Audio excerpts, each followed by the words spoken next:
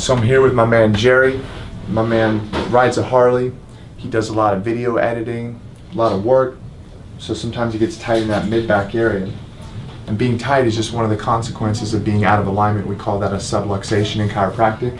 And so when we adjust or correct a subluxation, we're going to contact the spine, we're going to put motion in. He's going to feel a movement, you're going to hear a noise, and that noise is not the bones rubbing together, it's actually nitrogen gas releasing from the joint. We're going to have a big breath in, Jerry, all the way out. Chest relax, head relax.